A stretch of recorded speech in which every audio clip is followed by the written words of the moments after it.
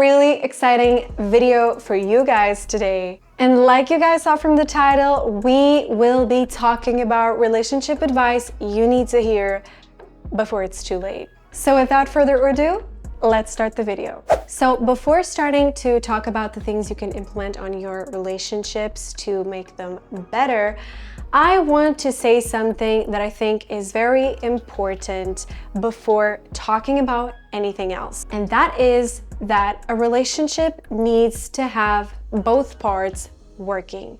So if you are currently in a relationship that you feel it's just your side working and the other person is not committing themselves, is not doing anything, is not making any efforts, and this could be a friend, this could be a romantic partner, this could be a family member. It doesn't have to necessarily be like a romantic partner specifically.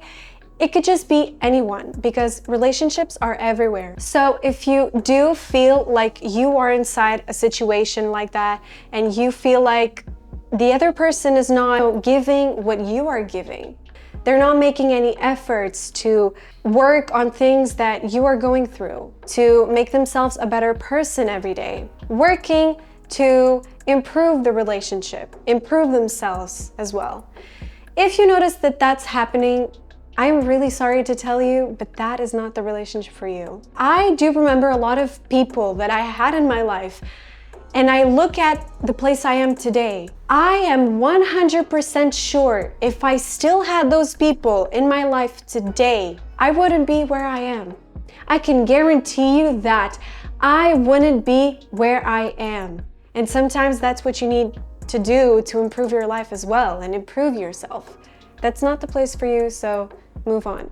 So now we are going to dive deep into the relationship advice I want to talk about with you guys today.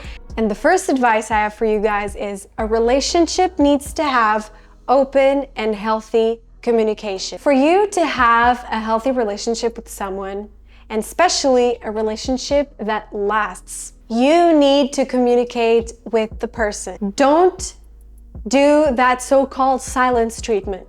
That's toxic.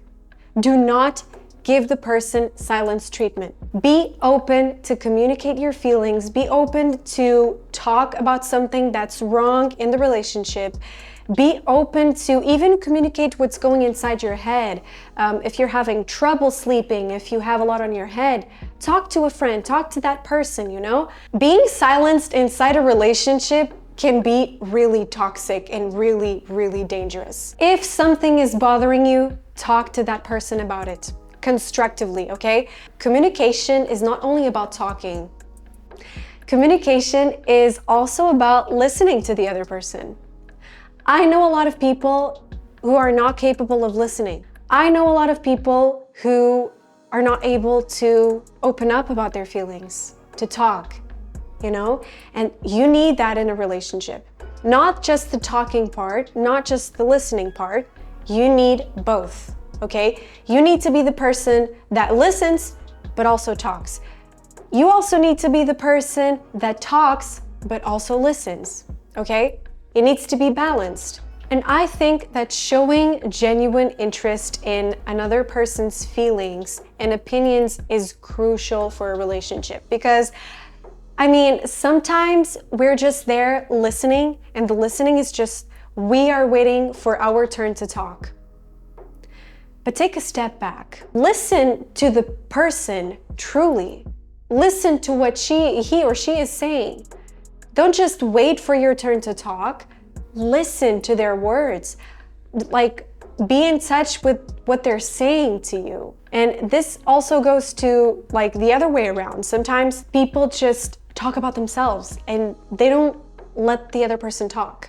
And sometimes those people can be toxic, but that's something else apart, and that is a situation that you really need to distance yourself from, because those people are really dangerous. But what I'm trying to say is that you need to have it balanced. Be aware that it's also important to you to open up about your feelings and don't keep everything in.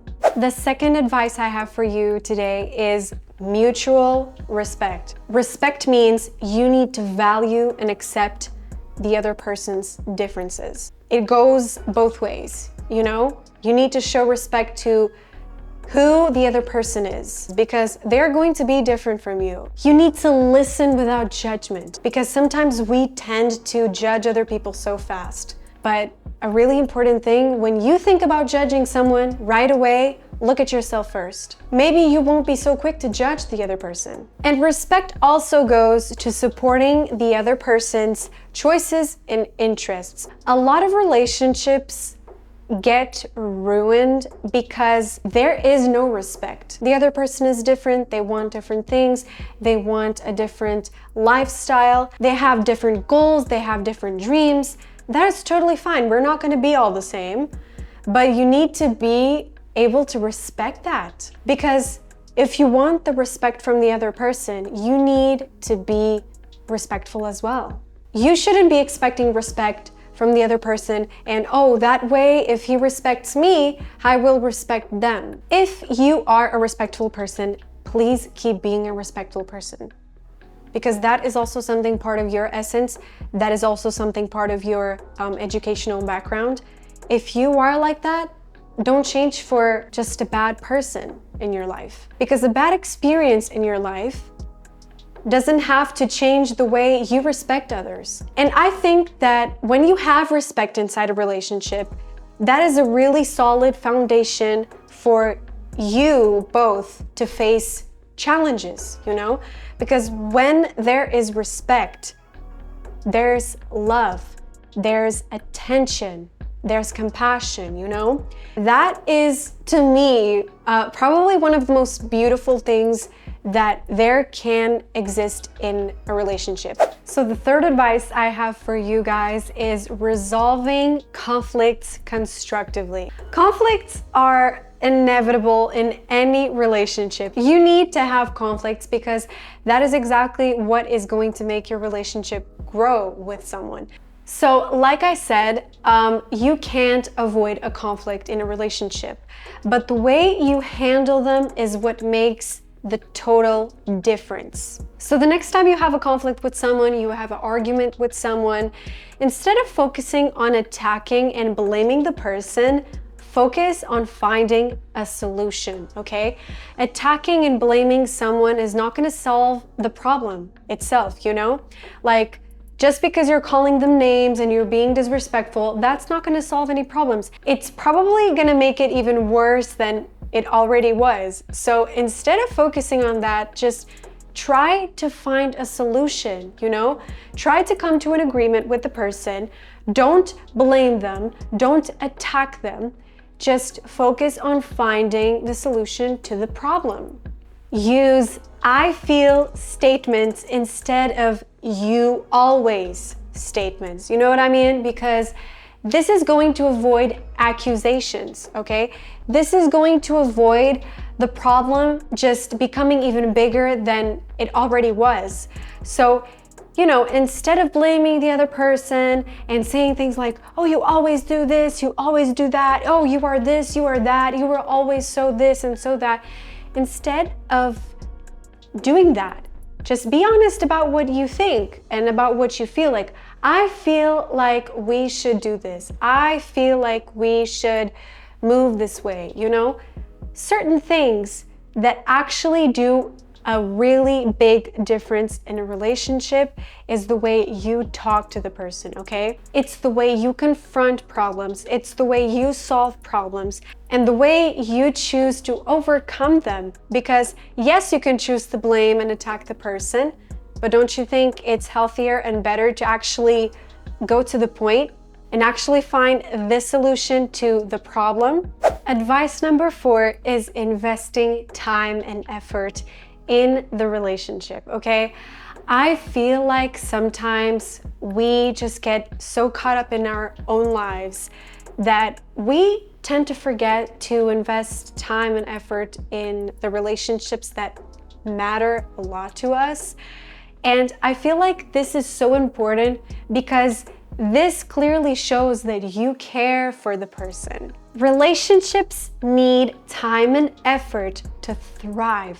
Don't take the person you love or appreciate for granted. Show that you care for the person with small gestures, little things, but things that matter. Spend quality time together.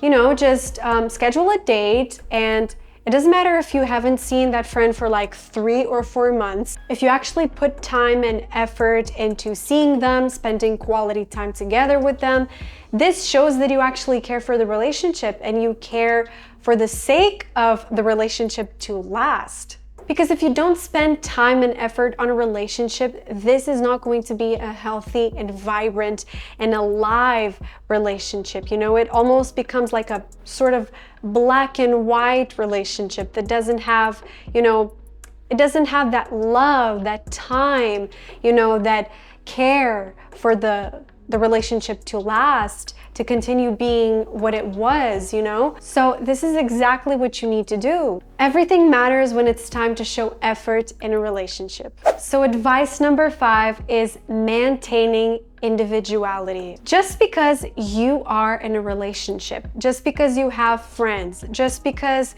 you have certain relationships that go to a deeper level, best friends, romantic partners, you need to have this in mind. You are still you, even if you are in that relationship. You still have your own interests, your own goals, your own dreams, your own hobbies. So you can also focus on that. One of the things that happens in relationships that becomes really bad is when people let themselves be influenced by that person and they become totally different. And that happened with me, and I can tell you, this is toxic. So what you can't let happen is the relationship taking away your individuality. You have your own life outside of the relationship. You have other friends outside of that relationship. You have other goals and other things to do outside of that relationship. And I feel like this is so important because this is also going to make that relationship really, really way more interesting. Why? Because these experiences, these people outside of that relationship are going to enrich the perspectives and the thoughts you have on that relationship. They're going to probably inspire you to do better things in the relationship.